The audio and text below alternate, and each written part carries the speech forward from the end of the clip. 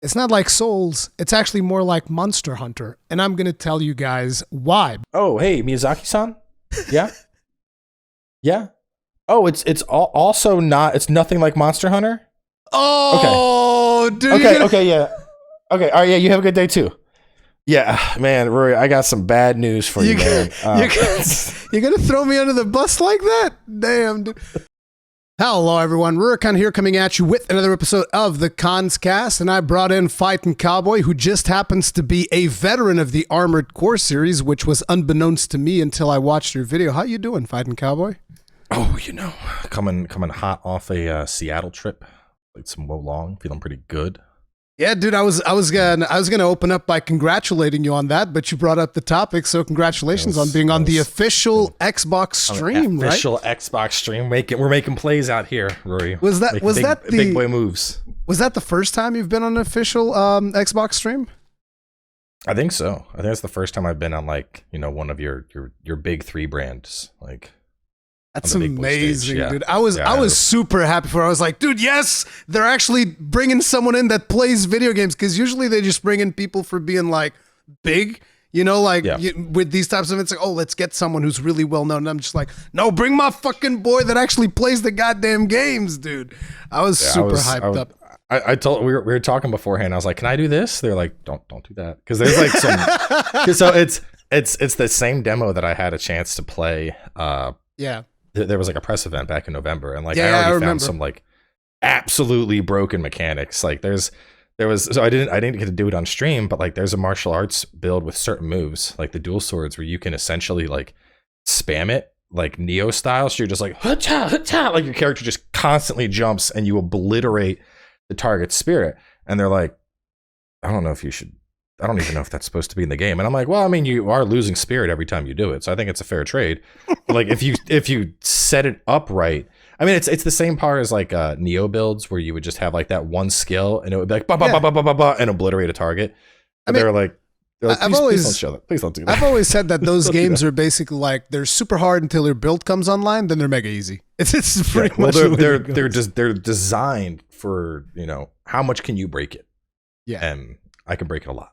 But yeah, dude, anyway. I watched the stream. It was really cool. So I'm super happy that you're able to do that. Like, that was awesome. But we're here to talk about actually Armored Core. And the first question that I'm going to ask you before we even get into the nitty gritty is going to be like, listen, I'm going to tell you a couple of release dates that you're probably going to be familiar with. So it's not even for you. It's mostly for the people that are watching the video. Elden Ring released February 25th. Sekiro released March 22nd. Dark Souls 3 released March 24th.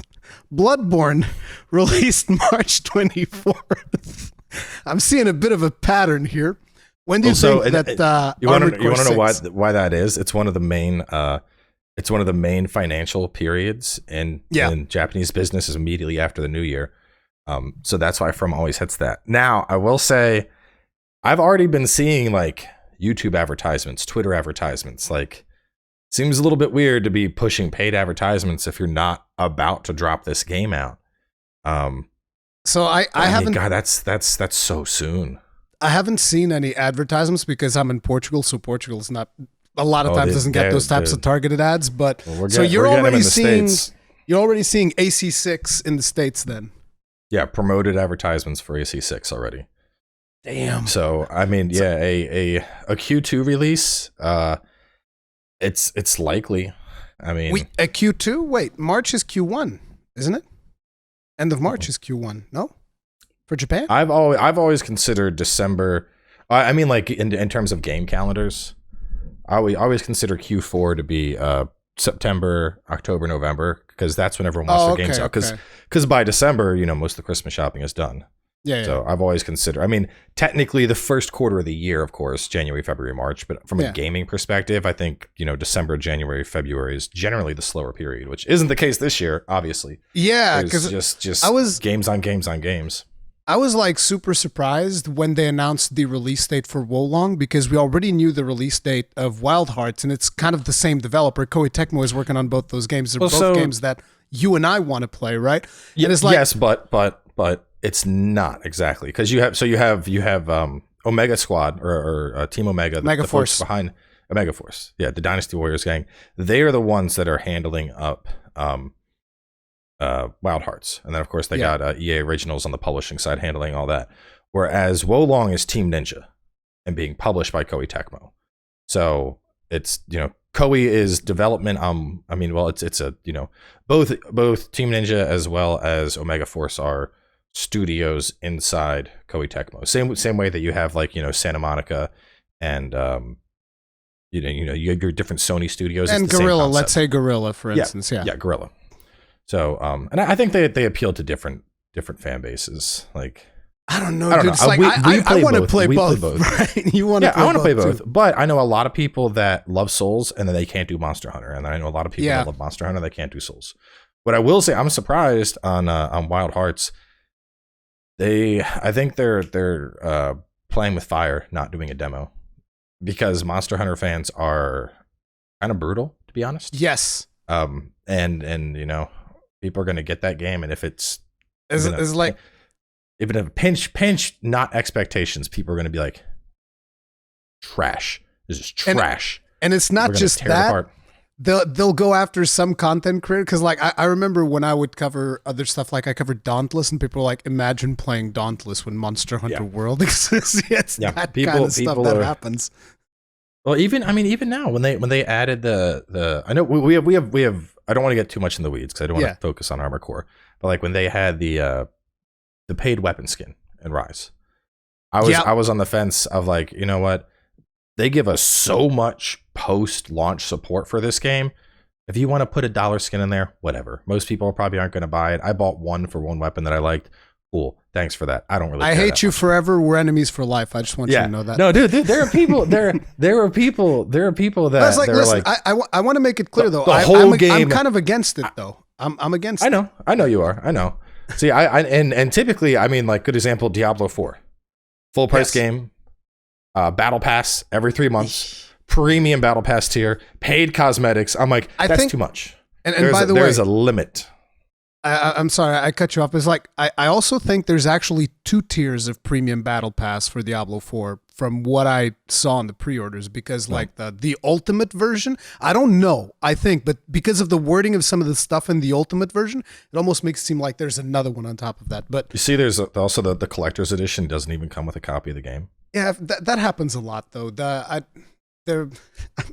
was about to say. I mean, why Diablo 4 Collector's Edition game not included? Like what? The God of War one also didn't include the game, but that wasn't intentional. There were a bunch of God of War editions that went out without the game.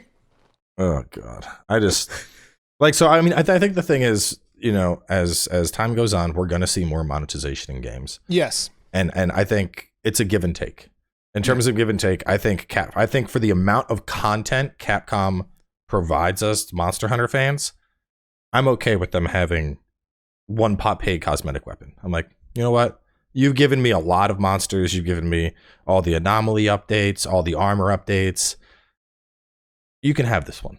But then you have stuff like Blizzard where the game's not even out yet, and they're like, here, pay for this, and then pay for this, and then pay for this, and I'm like, y'all got to slow the hell down. There's it's too much. Yeah, I have a whole channel dedicated to ranting about that. But I don't want to get too sidetracked with the monster stuff because I already made like probably 3 videos on that topic. Yeah, but we're like 10 minutes in. We haven't even talked about Armored Core yet.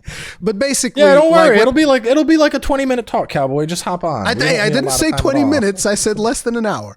But the reason we're talking about those release dates and all of that stuff is because potentially Armored Core 6 is going to be right on top of those other 2 games, Wild Hearts and Wolong. Really hope it's not. I hope so too. I'd love to see them push it further back because like May is like empty right now. No, what do you mean? May? What else? You don't play Zelda? I mean, but that's a completely different ballpark. It's on a Switch, which is a piece of garbage. Whoa. So you have your Steam Deck now, and the Switch is not good enough for you, huh? That's how it is. No. Now that I have Steam Deck, I look at the Switch, I'm like, ugh, I can't even imagine holding you. You're disgusting. Jesus Christ. And your crappy battery life. And look at your terrible form factor that gives my hand cramps without a grip. God. How disgusting. Stop. Oh, hey, Hey, Steam Deck, how you doing? Oh, what was this? Oh, you can run emulators and play all sorts of games? But it's interesting that you brought up the Switch because it actually segues nicely into one of my topics. I remember a while back we spoke about this. I don't even know if it was a Twitter interaction or what it was, but I remember you specifically were asking about an Armored Core game. And either in that tweet or in that conversation, whatever it was, I remember you saying, Demon X Machina just doesn't do it for me. And I know that Demon X Machina has some of the Armored Core developers in there as well, because it's supposed to be somewhat of a similar feeling game. You want to know what Demon X Machina is? I want to know why. I want to know why it doesn't do it for you. Demon X Machina is to Monster Hunter what Dauntless is to or Demon X Machina to Armored Core is what Dauntless is to Monster Hunter. That's it. So it's more arcadey, is what you're saying. Way more arcadey than it doesn't have the level of customization. Okay. Everything is incredibly floaty. It doesn't feel like there's weight to the mechs. You can set it up to where everything just auto fires. So all you're doing is just dashing around, and all of your guns are like shoot. Like you don't even have to do anything. Everything that makes Armored Core what it is absent in Demon X Machina. Yeah, see, that's one of the things that I wanted you to speak on, because I didn't play that much Daemon X Machina because it released in a window that I was doing something else and I couldn't dedicate as much time as I wanted. I wanted to play it because I knew it was going to be kind of like Armored Core. And when you said, no, it's not, it's actually, I don't like it at all. I wanted to make that clear because there's going to be people, right, that they're going to get into. That look at that and they think that's what they're getting. Yeah. Dude, when that game came out, I was first in line, like, oh my God, it's like a spiritual successor to Armored Core. Yeah. And then I played the demo and was just like, not like this.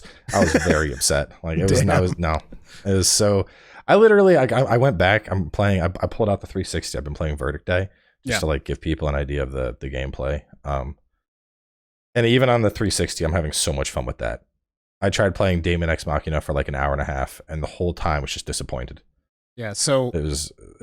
This is specifically why I needed that comparison, because I know that some people, they're going to be thinking, oh, maybe I can play Demon X Machina while I wait for Armored Core, because I've already had comments like that of people saying, oh, I love Demon X Machina, so I'm going to love Armored Core, because some people already played it and they were commenting on my videos, and I was like, be aware, it is different, because I spoke to Cowboy and he told me it was very different. Yeah. I mean, it's so the speed of it's kind of in line with the 4th gen games, like Forward, For Answer, but it's, I don't know, from what I played, the customization level wasn't there. Like one of the things that makes Armored Core what it is just how deep you get in with that customization, and that felt largely absent from what I remember of Demon X Machina. Okay. How did you get started on the series, by the way, just out of curiosity?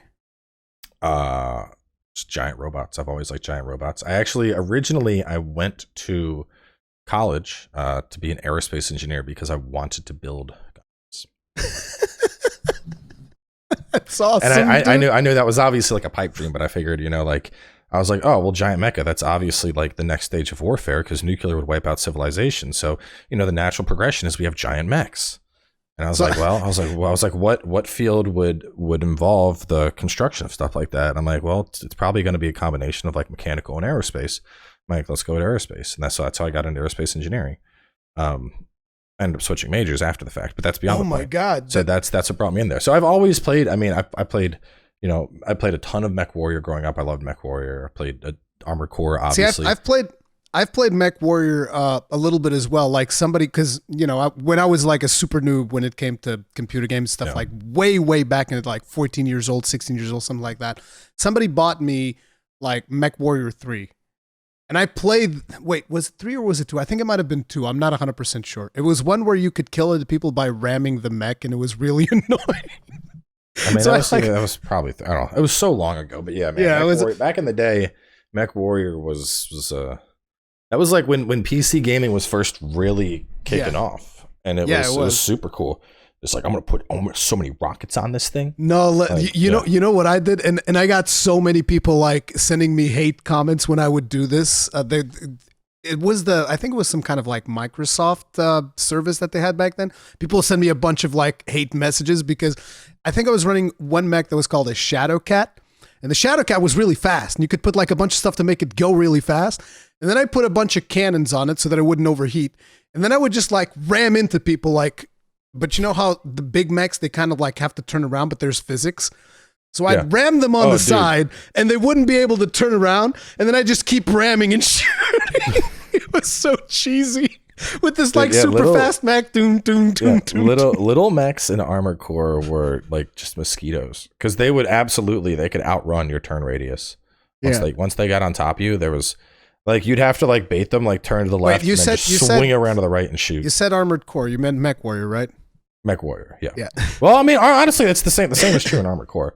I've had somebody that knows what they're doing with a fast speed. Like I am like the thick boy of Armored Core. All of my builds, I'm like, yeah, I'm a heavy bipedal legs look pretty good. Yeah, that tank tread looks pretty good. But I have friends that are like light frame, and they'll never drop out of the sky. They're just constantly dashing back and forth and hovering indefinitely. And I'm like, let me load the things up. Like everything I do is just like the big boy. But it's also true in Armored Core. Like the fast mechs, like you catch them, they're dead, but it's hard to catch them. So I thought you said you were replaying Verdict Day, but you were also replaying 5 the other day, right? You replayed 5 as well. No, it was just Verdict Day? Okay, then I must have mistook it. Why are you replaying Verdict Day instead of something like 4 Answer? Because a lot of people are under the belief that 4 and 4 Answer is actually going to be what is going to inform the development of 6. So I've seen this argument a lot. I don't think it will. I think we're gonna see something that is kind of in between what we got in 5 and what we got in 4. Because the thing is, so 4 is it's like a meth fueled fever dream. It gets so fast at high, like look up high level PvP in 4. There's one video in particular that I'll put it in the Discord so you can drop it. There'll be links in the description to all things cowboy, as well as the video that he's saying. I'm not gonna watch it right now, but I'll watch it after the fact. Yeah, I think this is the video. Yeah, here we go. So this is I'll drop this for you to check out later. This is a 3v3 face-off of the American team versus the Japanese team. And there was like an official like championship for this? No, it was just like a intra-community showdown. Okay. Like pull that up real fast, but just mute it. Just pull it up and just take a look at I want you to see how fast they are going in this fight. It is like skip to like 5 minutes in, 5:50 for example, and we'll look at this dude just zipping. So like he's so fast, it's hard to keep up with the gameplay. It's legitimately hard to be like, what is oh my happening? God. And that's what people like. People are like, oh man, 4 Answer was so much fun. That right there, that's high level 4 Answer gameplay. The thing that I'm thinking about is just like how hard it is to aim, considering that you still have analog sticks and it's not like mouse and keyboard or anything like that. Yeah.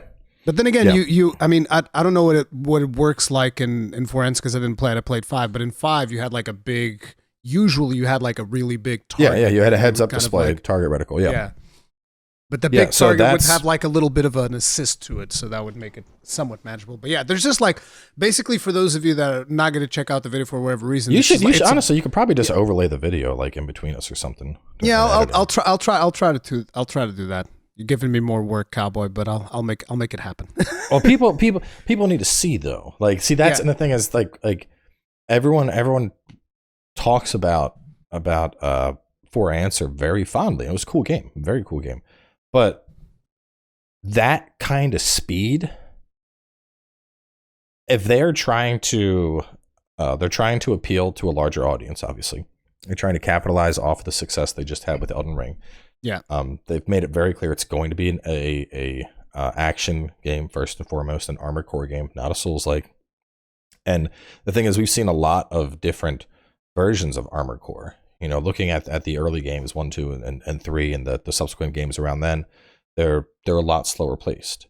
Looking at I consider there to be three primary generations of Armored Core. You have your 1 through 3, which are really dated. That's where like the you always see people talk about the armored core grip, the claw meme. That's where that comes from, because those games were a complete mess to control.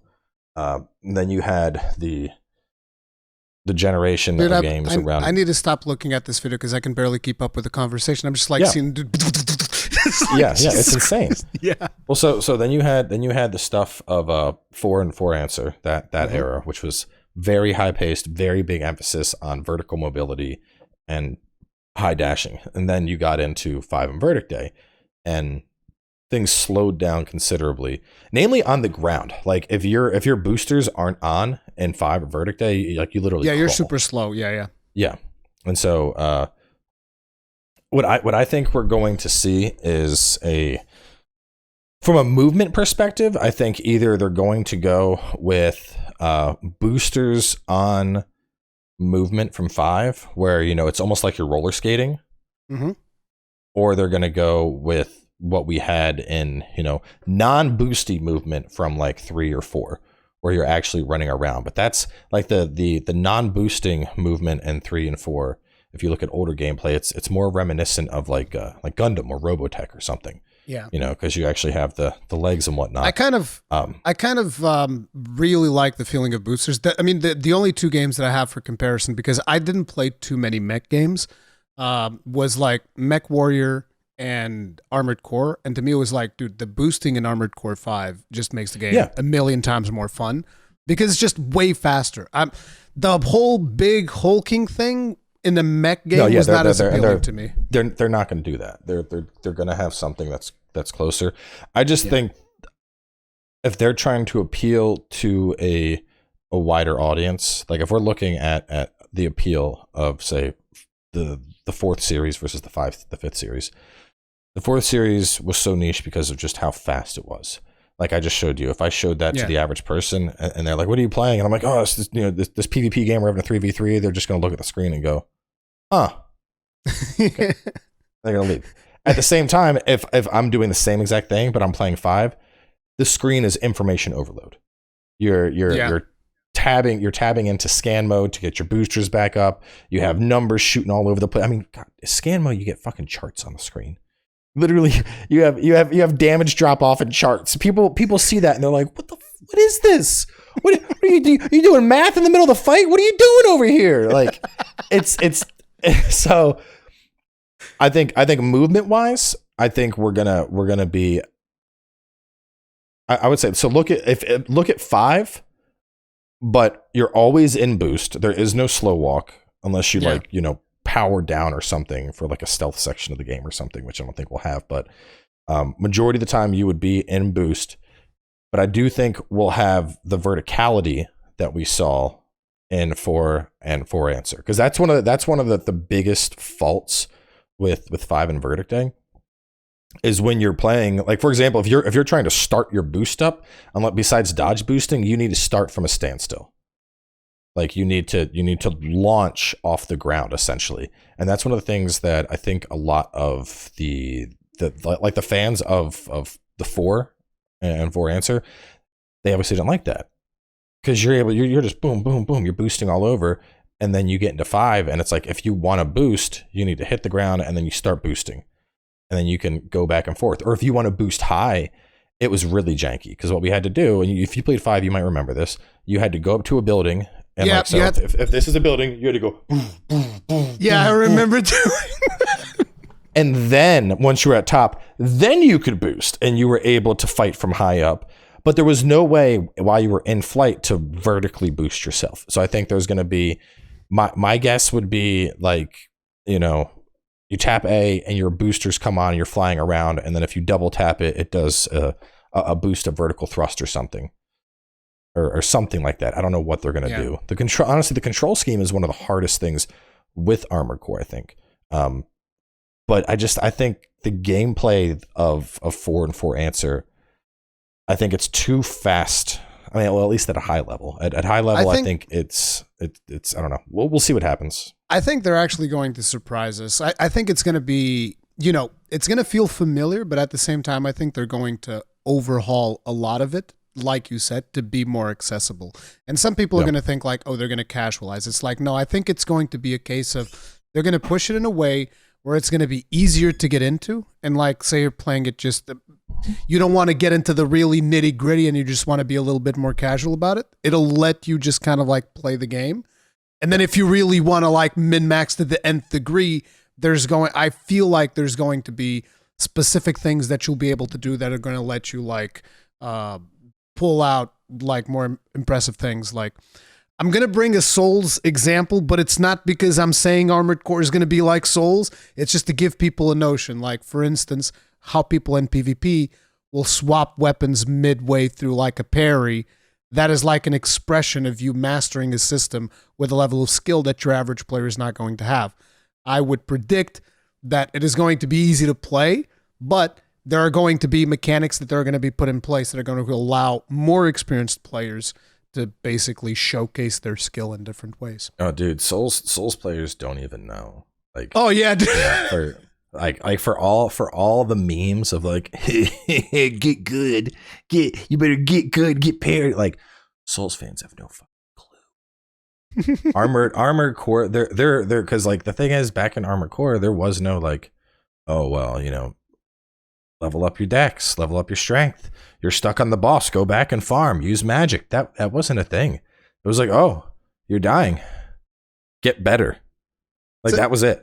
You could change your AC. You could change up your whole setup. You could go from a light guy to a heavy guy, try out different weapons, try out autocannons. But at the end of the day, if you could not beat a mission, like, there was no like, oh yeah, just use the double Kurosawa's energy amplifier high up in the air.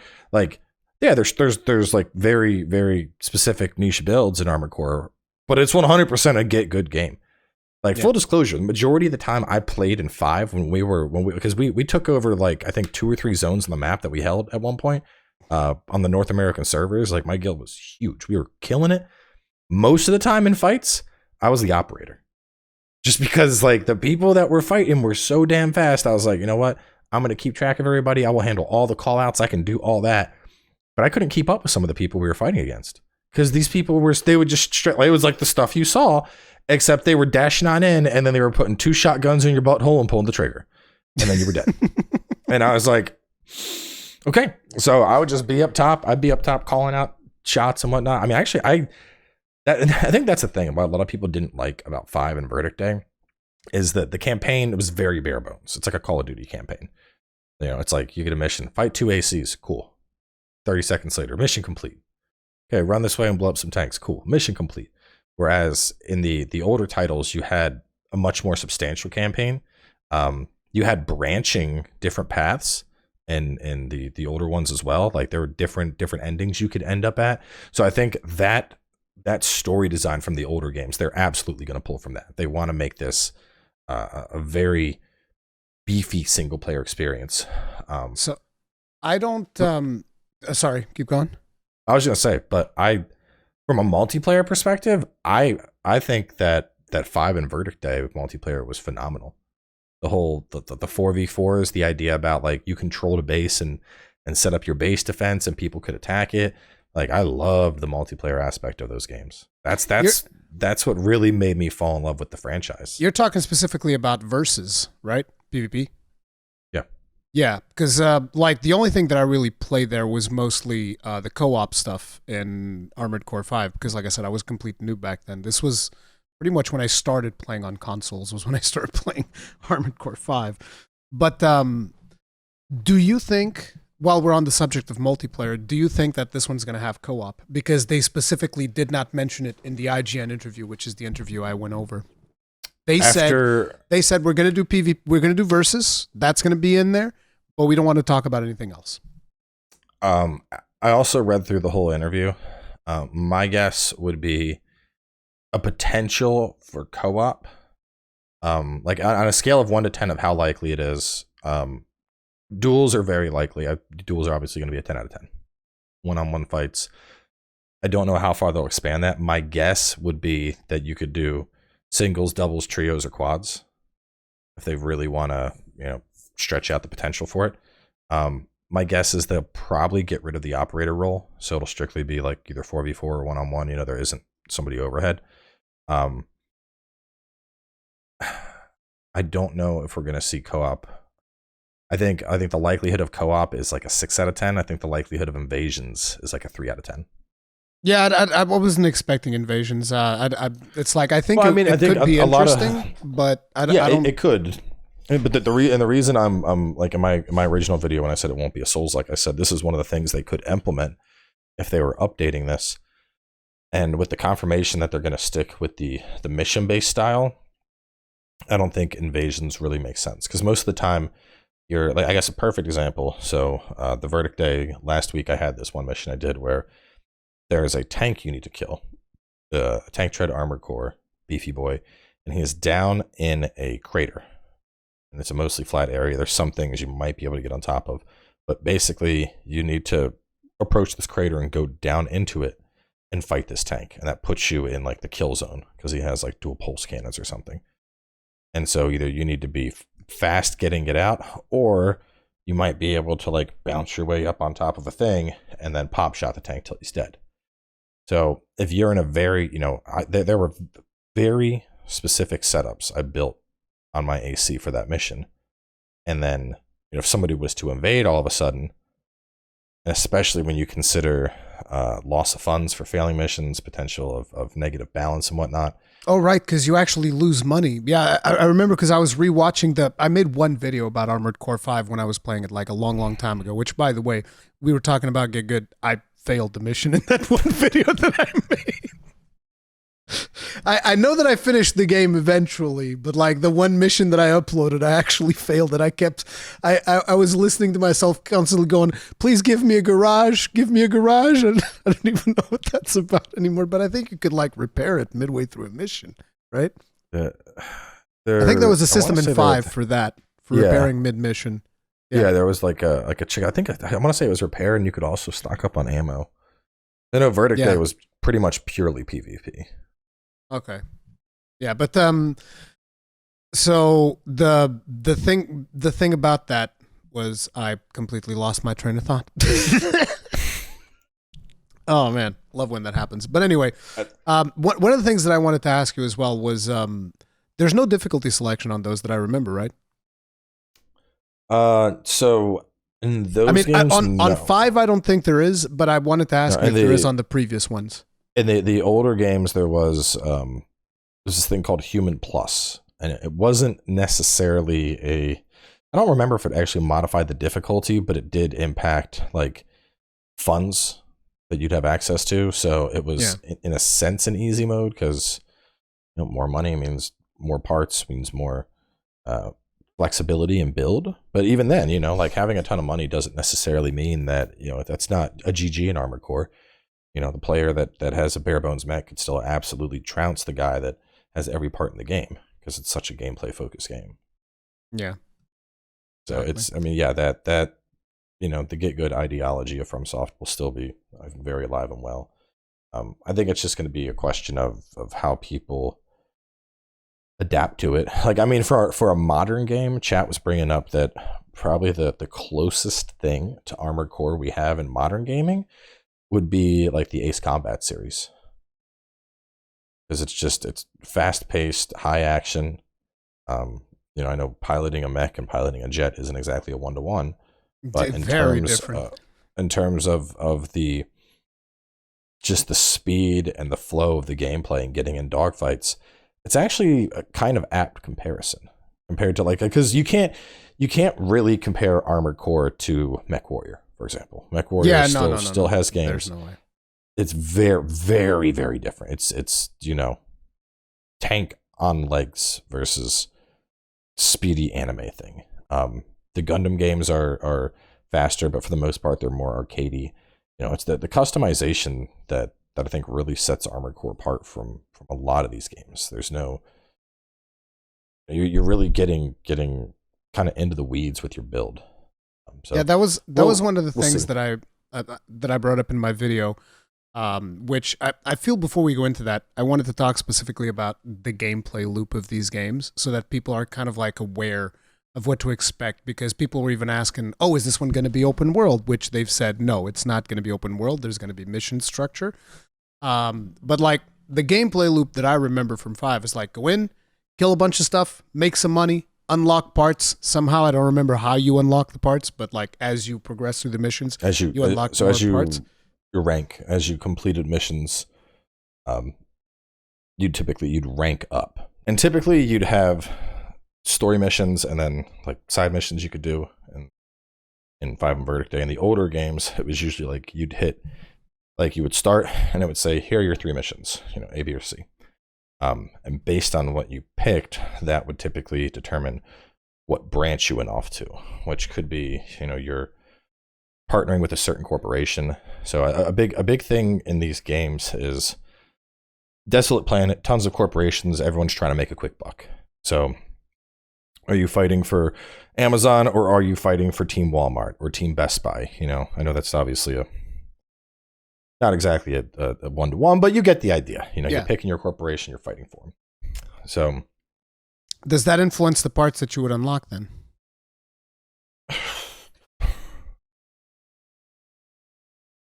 I don't remember, but I want to say no, because at the end of the day, you're a mercenary. Yeah, exactly. And so parts are parts. But I know, so as you play and as you rank up, more parts become available. There were also missions that would get you parts in particular. So like there might be maybe a mech that has like a special sniper cannon or something, and you take down that AC. That sniper cannon becomes yours. It ends up in your inventory. And it's very much a garage with parts. So, yeah, whereas Dark Souls, you're dedicated to your build. Like you can respec, of course, but like if you're playing a strength, you are strength. In Armored Core, you could have tank treads and double sniper cannons and then be like, okay, this isn't going to work. And you just go back to your garage, slap on light legs and slap on light snipers. And all of a sudden you're a zippy mobile sniper. Or maybe you don't want to snipe anymore. Toss those out, pick up shotguns, put those on. So it's very much I guess honestly the closest. So to put it in Souls language, for the Souls gang, in a sense, imagine your character just has like 99 in every stat. And then before your fight, you're just deciding what spells, what weapons, and what armor you want to use. That's how it works. And obviously armor has effects. Yeah, except that it's still a lot more complex than just like you're different. Well, because your armor and your weight is going to dictate how fast you are, how much energy that you're going to spend as you're boosting around. It's going to dictate your defense, obviously, your resistances. Generally, there's 3 types of damage. We have thermal energy, chemical energy, and kinetic. So think of it like slash, blunt, stab. But it plays a much bigger emphasis. Whereas I think damage types were never really that big in Souls games. Like there were a couple instances here or there, like the Stone Fang mines or Stone Fang tunnels. That's one. You get the piercing damage out for that one. Yeah, no, but Armored Core, it's like if you're fighting in 5 and Verdict Day, you're fighting a tank, his thermal resistance is going to be through the roof. If you're fighting a quick little zippy boy, usually their thermal resistance is going to be crap. So like one good Kurosawa shot and they're down. Yeah, so the type of gameplay loop that you end up getting, and this is the reason why I made my video and I said Mecha Monster Hunter. It's kind of like, in a way, the structure of the game itself, which is the point that I was making, is not, at least to me, it doesn't feel super different. I'm not saying you go out and you track mechs and you hunt them down. No. I'm saying you spend a bunch of time in a lab working on a build for your mech. Well, so I think I understand where you were going with that comparison, but I think someone like me in Monster Hunter, where I have, all the Switch Axe elemental builds, all the dual blade elemental builds, all the charge blade elemental builds, a raw build for every weapon in the game, a couple different bow builds, a couple different bow gunning builds. Yes, at that point, it's kind of like a AC type experience because I'm pulling from different builds, but the gameplay loop is extremely different because Monster Hunter, especially early, like once you're at master rank and you have multiple builds, sure. But before that, you are focusing on generally having one set that's viable and you're going to have a weapon and you're going to focus on upgrading that gear.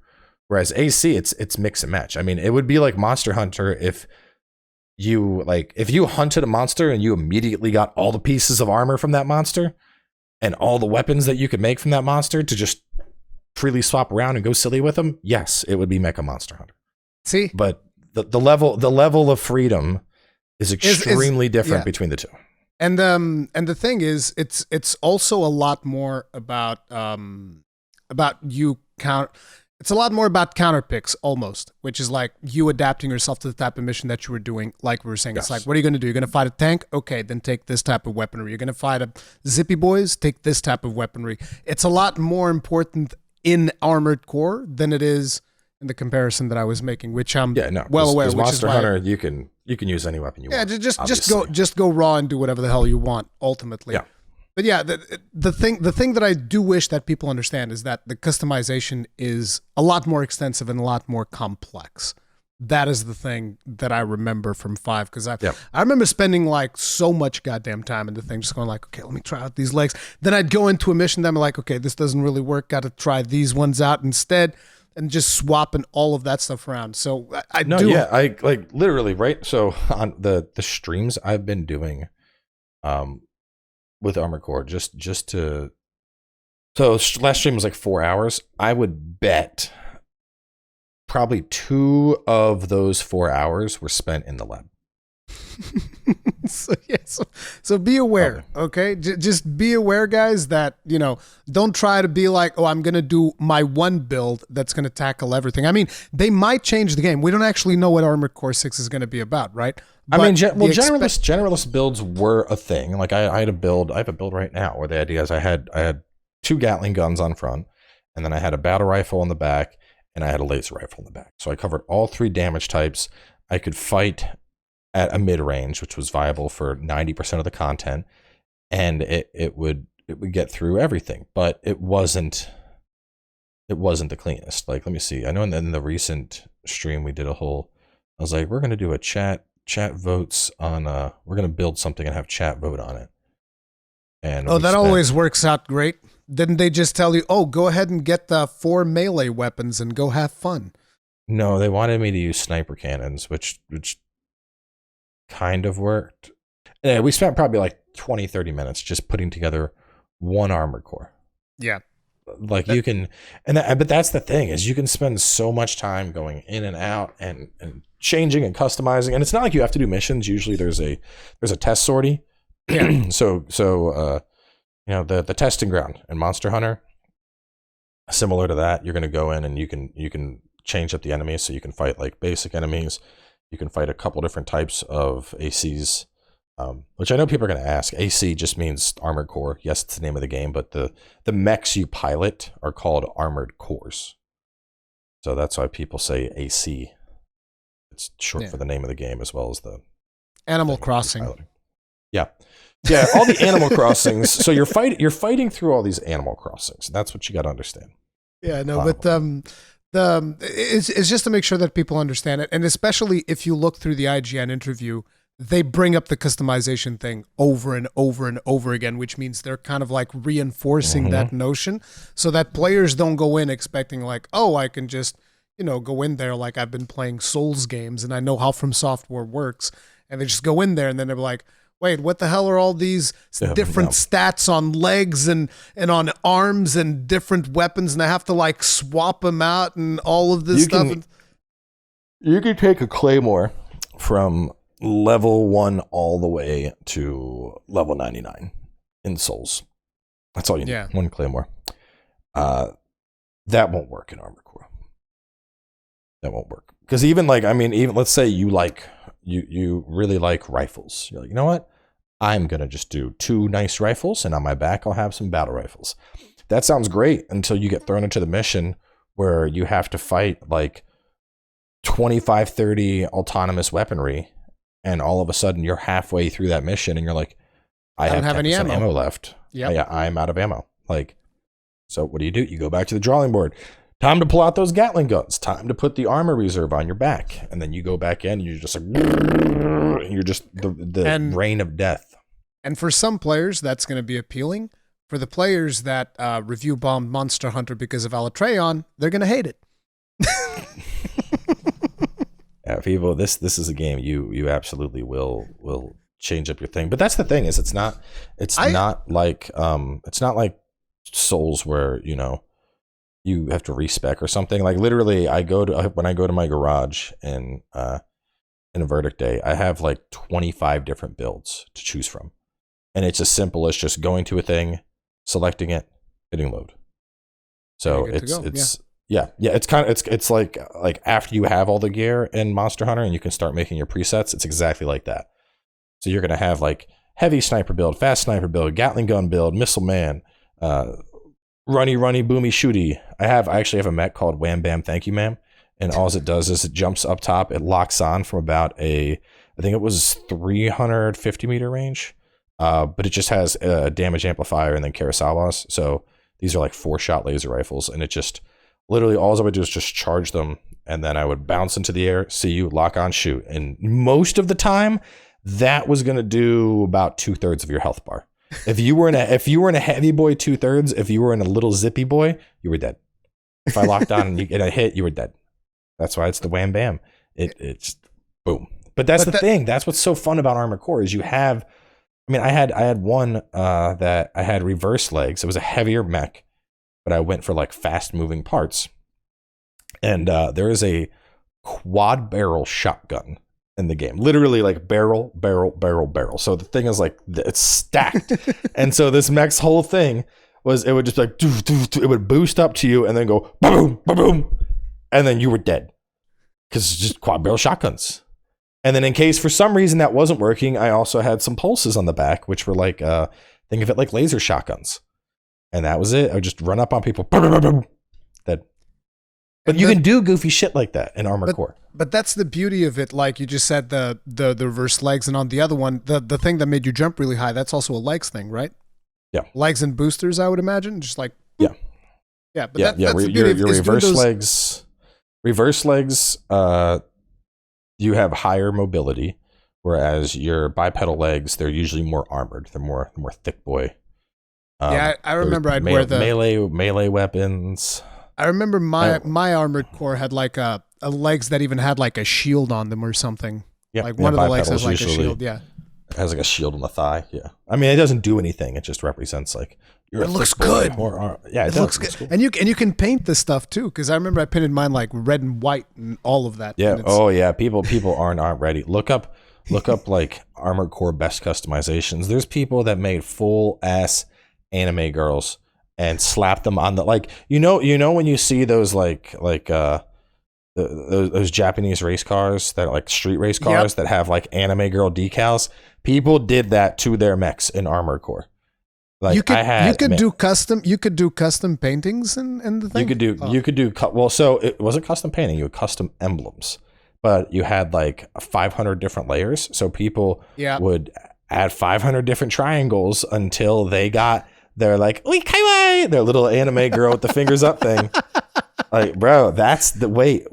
You think you got good playing Dark Souls? Wait till some dude in a kawaii anime girl mech clowns on you, and then the last thing you see is his mech just zipping across the screen, and you're just like, what the fuck was that? You don't even know, man. You don't even know. The thing is, the game was super popular like in Japan. I don't think it was that popular in the West because a lot of people at the Game Awards, they've been wondering what the hell's Armored Core. Everybody's like super excited, right? But if now that the From Software is as popular as they are, right? In the Japanese culture, they did the anime girls. You know what it's going to be when it comes to the West. Dicks everywhere. Just endless amounts of dicks. That's it. That's all we're going to get. It's just dicks. I honestly, we were talking about this on stream. I don't know if we'll get custom emblems because of that. It would turn into dicks and probably racism. That's it. Yeah, just Nazi flags. I can already see. It's literally going to be For Honor. I was just about to say I can already see like a bunch of Armored Cores with swastikas and crap like that because people think that shit's funny. Yeah, let's go ahead. A bunch of Armored Cores with Nazi symbols. It's like, come on. I mean, knowing Bandai and the image they've cultivated for themselves, though, I would bet they probably have something in place where it's like report emblem. And they look at it and they're like, oh, swastika banned. No online play. Fuck off. Yeah. That sounds good to me. That's what you get. Keep your dick in your pants, weirdo. I mean, I hope that they I mean, it would be cool for us to get the customization that you were talking about, but they do have to moderate it heavily. Like it really does need, because otherwise it's going to devolve into, some sick stuff. Because of a minority, of course, because usually most people, they're not assholes, but there is a still significant minority that does that bullshit. Mm-hmm. But yeah, what I am interested in is because like we've seen so primal armor was a mechanic in the 4th generation, and we saw that in that trailer. It's like that energy shield, that you saw the mechs have. I'm curious if I think that might, because in the interview they talk about how there's going to be a stagger type system, kind of like Sekiro's posture type system. Mm-hmm. But where it breaks, they take damage. My guess is going to be that the primal armor system might tie into that. Like it might be something like we have primal armor active, and then when that finally breaks, we get stunned, we take a burst of damage, and then for like a short duration, like say 15 seconds or something, while we're waiting for the primal armor to come back online, you can take full damage from stuff. So kind of like think like a Smash Bros shield when it breaks. Mm-hmm. I think we might see something like that with the primal armor. Because I was trying to think them talking about, because we already said there was impact stuns. Impact stuns have been in Armored Core for a while. So you played a lot of 5. You ever get hit by a sniper cannon from across the map? All of a sudden your AC just stops and you're like, what happened? And then another one hits you and you're like, why can't I move? Like you're literally stun locked. And I think they don't want that. So my guess is going to be primal armor explodes off of you. You take like a feedback blow. At that point, your armor is down and your AC is taking direct damage. I know in back in like 3, they even had component type damage. Like you could lose an arm, lose your core. Kind of how Monster Hunter, or not Monster Hunter, Mech Warrior does. You can target specific components. I actually meant to ask, because I said this in my video, because I remember in 5, there were times that I think I lost some of my weapons. That could happen in 5, right? If you get hit the right way? Or was I wrong there? I don't remember you in 5. I remember losing maybe weapons. I'm confusing you can purge weapons, or you toss them out when they're out of ammo. That's another thing, which I remember purging weapons. I don't remember why. I think it might have been because they run out of ammo, but I don't remember why. But I do remember there was a mission that I was doing at one point where I was like, I'll just purge this weapon and then I'll be all right. And I don't know why that was a factor though, because it's been so long. There's cases where certain weapons you can't swap and store them in the back shoulder. So like you could have your super heavy guns on, and then you go into a mission and it turns out you don't need those heavy guns. You can literally you throw them away and then you pull from your backups. That might have been why then, yeah. Yeah, so that's the purging will still be there. I'd be curious if they bring back specific component damage, because that's been very popularized by Mech Warrior, like being able to, shoot out a leg and you damage the mobility, shoot out an arm and you damage the fire rate and the accuracy of the hand that's shooting. I'd be curious to see, because that could work into the whole primal armor thing. It's like blow primal armor up, you get a chunk of damage, and then for a short duration you can target specific components. I think that I don't know. I think that's kind of getting in the weeds at that point. So yeah, but I think that is something that they should definitely explore, because I find that concept to be really cool, where you can just like take off a part and make things, maybe a little bit easier or something like that. I think that would be interesting. What about that mech? Because again, I'm not as familiar with Armored Core as you are. The mech that did the thing with the fire, where it just goes like, whoosh, whoosh. Has there been a weapon like that before? The Sekiro firecracker. I wouldn't call it that, but sure. That's basically what it is. It's like a Sekiro firecracker. So there's nothing like that. Well, so all right, not visually like that, but we do have shit like flash rockets, where I fucking hate flash rockets. Flash rockets were you could use them in PvP, mostly PvP. The idea is literally you hit somebody with this or close to them, and then they couldn't lock on for a certain amount of time. So you would just manual aim, bro. Get good. Yeah, you'd have to. I had a build where I would run flash rockets and then like 100-meter Gatling guns, and all I would do is just rush you down flash rocket, and then just and like the whole time your health is just like and like you can't lock on. So like there's so much just goofy shit you can do. But so I think that looked more like a my guess would be a defensive type napalm, where there is a lot of shoulder. My guess is it would be a shoulder unit. So shoulder, I think a big thing to talk about is we had three main types of weapons going on Armored Core. You had your primaries, which could be anything: shields, melee weapons, heavy cannons that required you to be in like a ready stance to shoot. Fast stuff, shotguns. Then you had your secondaries, which were shoulder mounted. Now that only depended on your arms. Some arms you could have a weapon on each side. Other arms you couldn't. Just depended. Like a really light arm, you weren't running the shoulder weight. You didn't have the shoulder base. And those weapons you couldn't do anything. There was still a lot you could pull from, but think of it like 75 to 70% of the weapons. Like your super heavy duty stuff like auto cannons, sniper cannons, you weren't putting those up there. And then you have your shoulder units, which were separate. So think of it like weapons, bay weapons, shoulder units. And your shoulder units were missile launchers, flash cannons. You could have anti-CIWS, like missile defense type stuff. You could have stuff that would increase your lock-on speed, energy amplifiers that would ramp up the damage of energy type weapons. I remember the lock-on speed stuff. I think I was running a lot of that. Yeah, like and the thing is, there's something for everybody. Like if you don't want to have missiles on there, go lock-on speed or ammo reserves. Like there's all sorts of stuff that you could put in that slot.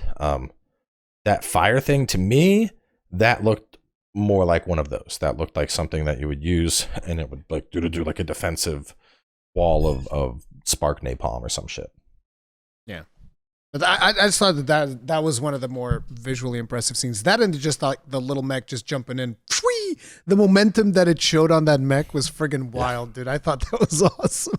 I think, although a lot of people were looking at the basically a stake driver that the one mech used, where he punched the thing in. That actually looks somewhat new. So we have pile drivers in the game, which are that, but the idea is it was explosive as opposed to like a physical stake you were punching in. You would shove a tube into the person that would then blow up. So very deadly, but it looked like a proper stake driver. It was a pile driver weapon, but it looked like it would do kinetic damage. So I think we're going to see, even more melee weaponry, like they said. They said in the interview as much that they were going to do more melee, but I still think that you're going to want to have cannons. Like I don't think you're going to be running around, I'm going to go for melee weapons. No, yeah. No. I don't think that's happening. So well, you the problem, and this is why I'm curious about how they'll do the gameplay, because one of the big problems with melee is when your verticality gets involved, all of a sudden melee begins to lose its appeal. If everybody's grounded and fighting along the ground, I'll run right in and slap you with a physical blade, a laser blade, a pile driver. But like trying to hit people in the air with a laser sword, that shit's hard. Because there wasn't no like you couldn't do that. You had to like bunny hop and then like as you were falling from the air. And like if you were really good, you could do it. But that was like a super high skill level. Like hitting somebody in midair with a pile driver, you were a god. So I'm curious how they're gonna, because that how they're gonna work. If they want to have a bigger emphasis on melee and being able to work that in, I think the fights are going to be more grounded, which would then put us more in line with 5 and Verdict Day as compared to 4 and 4 Answer. So I'm really curious. I mean, it's FromSoft. They're gonna knock it out of the park. I mean, the fact that the designer from Sekiro is on it. Sekiro is actually, I think that's their best game. Like I love Elden Ring, but Sekiro is like one of my favorite games. I think the tight. I wish there were. I don't like that it does not have builds, but from a gameplay experience, Sekiro is so incredibly tight. It and is fine tuned.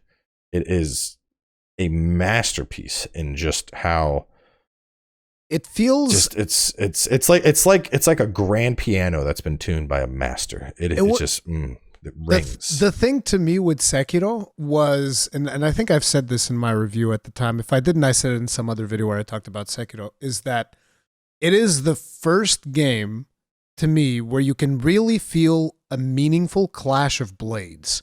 Yeah. They're just going like ting, ting, ting, ting, ting. It just feels good when you're landing those parries and just like the posture gauge is about to break and you're like, keep coming, let's go. There's a visceral thing about it, the way that it feels. No, it's literally like when people talk about like old samurai movies where they talk about like how the dance of battle. Sekiro is literally like a dance. It is a combat dance, and either it clicks with you or you suck. That's it. There's no in between. Either you suck and you can't get it, or it clicks and you feel on top of the fucking world. So yeah, I mean, given that that's the group that's heading this up, I'm sure it's going to be like, I mean, and at the end of the day, you know what? Alls I know is it means we're getting Armored Core. It's going to be cross-platform. It'll be on PC. Have they confirmed cross-platform? Well, I mean, not cross-play. Yeah. It's going to be on multiple platforms, is what you mean, yeah. Yeah. I'm just happy because, I don't have to pull out an Xbox 360 to the game. Yeah, I mean, it's honestly, it's a real shame that they never, like, because they could easily be like the Armored Core Collection and drop a remastered series of it, multi-platform. They could have ported the shit out, make a Steam collection of it. Put it on. Ooh, oh, sorry. I'm getting a soundproofed office built right now. Yeah, you didn't get much sleep, I remember.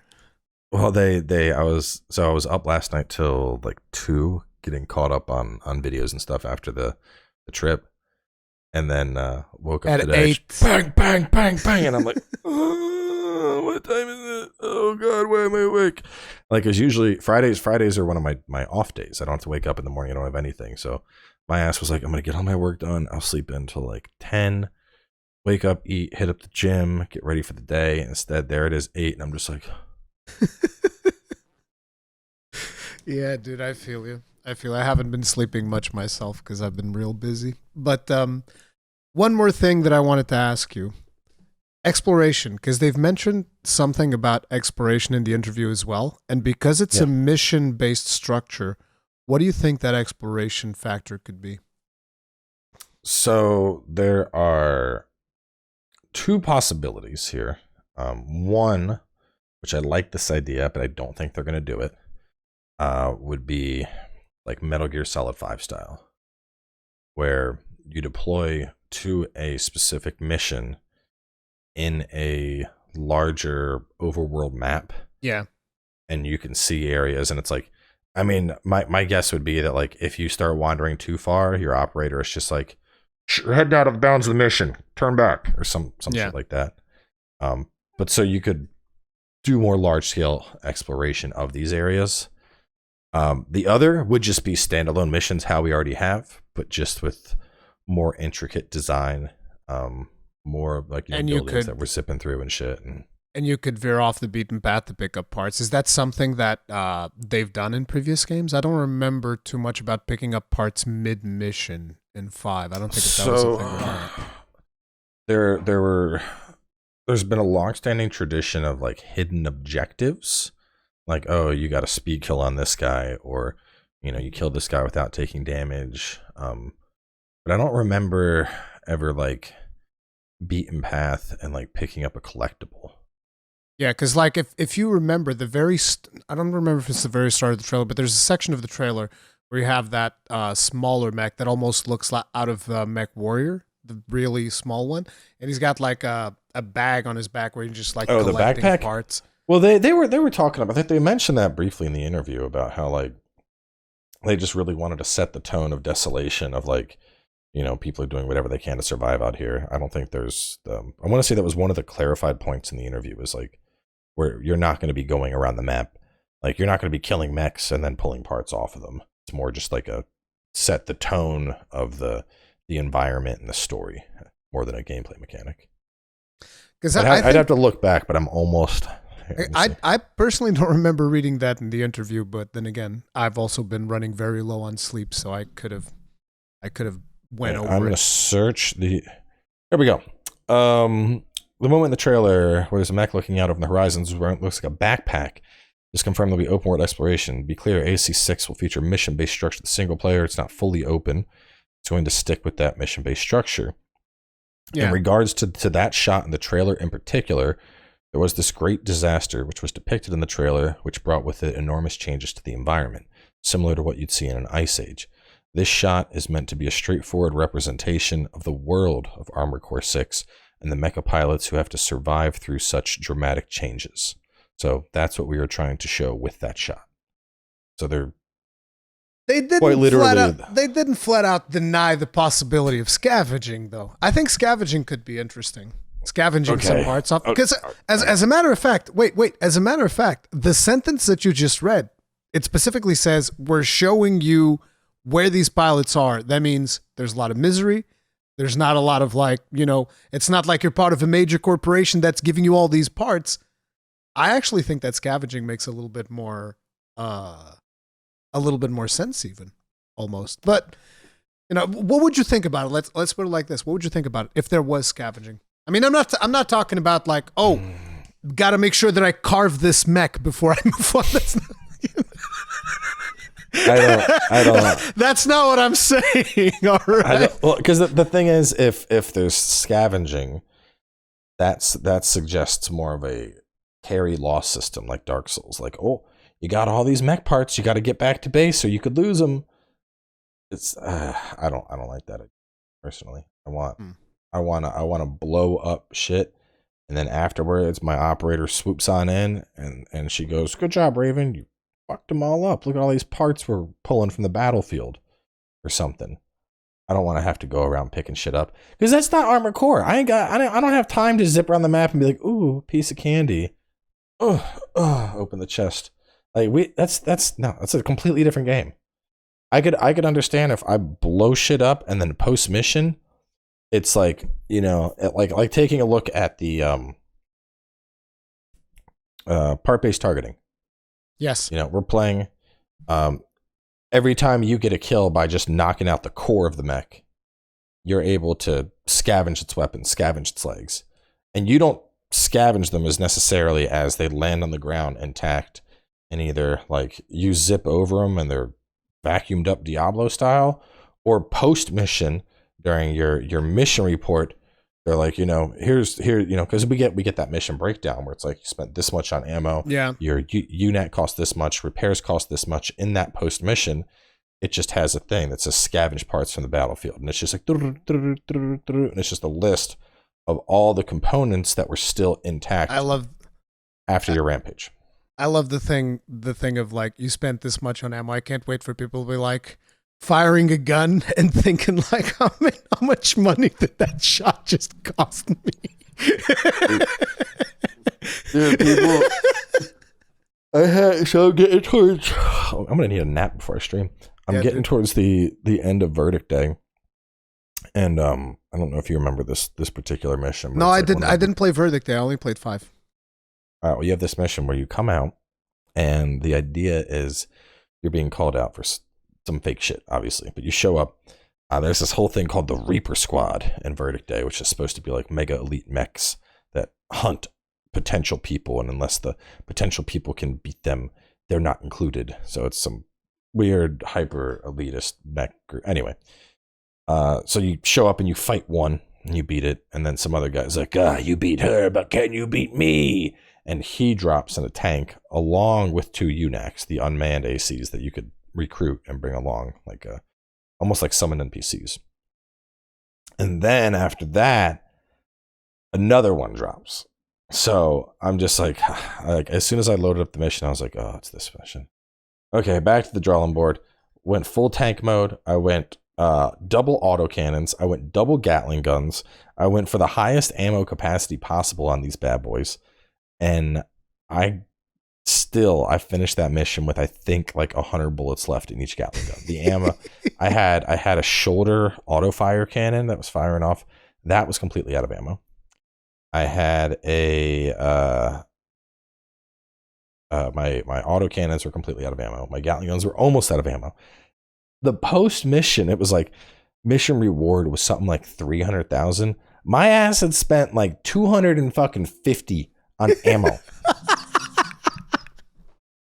So like all of that, and then there were repairs. Repairs were like an extra 150. Like when all was said and done, I passed the mission, but I think I came out of it at like negative 300,000 credits or something like that. And what see, that's what you guys have to look forward to. You can absolutely go into debt in these games, and the thing is, it's not like Souls where it's like, oh man, I lost my souls, I can't level it up. It's like you will start going negative, and eventually you hit a spot where it's like, oh, I'd like to buy weapons, but I can't do that. Like, oh well, I guess you're gonna replay that one mission over and over again until you climb out of debt, you broke bitch. Like, pretty much. Like this. It takes a minute, man. It reminds me a little bit of Elite Dangerous in a way. Like whenever your ship explodes, it's like, oh no, insurance comes collecting. Yeah. Honestly, people that have played Elite Dangerous and understand like the cost of repairs and insurance, that is very much that is well. So all right, and I don't know if they'll keep it, but one of the things that the insurance. One of the things in AC, at least I don't remember the older games, but with 5 and Verdict Day, if you just outright failed a mission, you could retry. You could even exit out and go back to the garage and then retry. But when you finished the mission and it was marked completed, that's when all of your shit was tallied up. And there was no retrying at that point. When that mission was completed, if it was completed and you had 1% health left and you had used all your ammo, honestly, you were probably better off just dying. Because, yeah, you beat it, but at what cost? A very negative high one is the answer. Again, when I was rewatching my video and I failed that mission, I was like, oh man, I probably lost a lot of money on this. Yeah, no, it's honestly ridiculous how... I don't know so with the Verdict Day playthrough I'm doing right now, it pulled all my shit from 5. So like I have everything. I can instantly make mechs, but if I do another playthrough, I might start a completely fresh playthrough just to show people like the struggle, because there is very much a struggle. I hope they keep it like that. I'm sure because they will.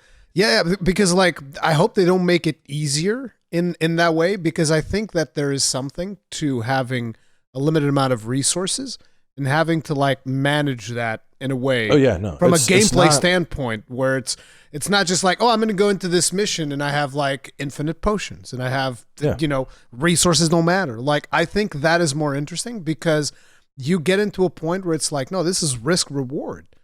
Like I have to decide if I'm going to, do it this way or not. Yeah. Speaking of that, there's no healing for the people that are like, what about is there nanobots? Or, no. But there's the garage thing in 5 that you can repair midway.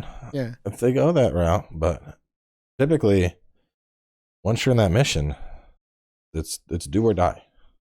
I'm saying there's no combat heal about that. Yeah, exactly. Yeah. Yeah. If you are in the thick of it, your health is your health. Certain missions they'll let you repair the mech. Other missions they won't. I mean, again, this was just in 5 because I don't know what they're going to be doing. But yeah, hopefully this will give people a lot more information about what to expect from Armored Core, because I want to make sure that people are aware. They're not just like, oh, it's going to be like Souls. It's going to be so good. And they go in there. Honestly, anybody that has a decent PC should try and emulate it. I've heard people say that if you have an Xbox, you can actually buy it from the Microsoft Store still digitally for like $20 or $30. Like, so this is part of the problem with game right now is it's not backwards compatible. So you can't just boot it onto your PS5 or your 4 or your Series X. You have to go back 2 console generations. It was never really released on PC. So it's not backwards compatible on the Xbox, because they've done so much with backwards compatibility. Nope. Not Armored Core. Damn. Rough. Yeah. You got to bust out that 360 or you got to bust out that PS3. And you have to have the discs or Yes, you can digital it, but I don't know. I don't even know how that would work because I know Xbox Live services don't exist anymore on the 360. It doesn't connect. Oh, so damn. I don't know. I guess maybe Xbox 360 or Xbox Live services are different from digital downloads. I don't know exactly, but yeah, it's hard to play these games for sure. Yeah, it's emulators are your best bet because especially right now, man. Like, dude, with the announcement of the game, so Armored Core for Answer. Let's go take a little look at eBay. Let's go down memory lane. Oh no! For Answer, $179.99. Yeah, there it is. Let's see. Here we go. Everybody making bank on that hype announcement right there. Here's one pre-owned from Answer Japan game from software. This one says PS3, $23 or best offer, free shipping from Japan, which means it's probably not even going to play on an American console. Oh yeah. Oh, here we go. Armored Core 4 Answer replacement case. There you go. No game, but you can get the case for for $10. Dude, people on eBay, man, they go friggin' wild. Oh, what is this? This is Armored Core 4, Armored Core 3 for the PlayStation 2, and Armored Core 4 Answer for the 360 for $63. Very good condition. Yeah, so I mean, you're spending like the price. It's gonna be rough. Basically, is what we're getting at. If you want to play these games now, but 5 is going for 60 to 70. Wonder what Verdict Day is going for. Let's see. I still think I still think that mostly. I don't think that people should be too worried about that personally, because I'm pretty sure that they're going to be able to. Worried about what? Worried about like, oh, I need to play the older games, because story-wise, I don't think it's going to be that important for you to play the older games. No, story-wise, you don't need to play them at all. Yeah. So exactly. the stories from, I don't think the stories connect between games. Almost at all. They've said as much on the interview as well. They said like, oh, the story's going to reset again, so you don't have to play the older ones to really get anything specific about the story. Yeah, they're just so I wouldn't worry too much about that. And I kind of feel like the gameplay of 6 is going to be, I'm not going to say like completely different, but I think it's going to be different enough where it's going to feel like a new experience in a way. Yeah. So it's almost like, do you need to play the old ones to see if you're going to like the new one? I don't think you need to do that. I think just like look at some gameplay or something. Watch Cowboy's stream. Yeah, watch Cowboy's stream. Straight up. Yeah, there you go. But yeah, I'm gonna let you go, because your stream's about to start, unless you're gonna take a nap before. And I've already taken like way more of your time than I was supposed to. I'm sorry. But really appreciate you taking the time, dude. It was really awesome. Any final words about Armored Core? Oh wait, hello? Oh, hey, Miyazaki-san? Yeah? Yeah? Oh, it's also not, it's nothing like Monster Hunter? Oh, okay. Dude. Okay, yeah. Okay, all right, yeah, you have a good day too. Yeah, man, Rory, I got some bad news for you, man. You're going to throw me under the bus like that? Damn, dude. Listen, I just want people to understand, okay? I'm a small YouTube channel. I have no backlog of Armored Core videos, and I want to play Armored Core 6. But please, Mr. Algorithm, throw me a view. Exactly. Please, sir. Just a pittance. It's true, though. It's so true. At least my comparison made some sense. Come on. Oh, my God. All right. Well, thank you for that final word on Armored Core. Anyway, guys, there's going to be links to all things Cowboy in the description. Of course, not that you'd need it, but yeah. We'll see you guys in the next one. Thank you very much, dude, for showing up. Adios, y'all. Peace out, team.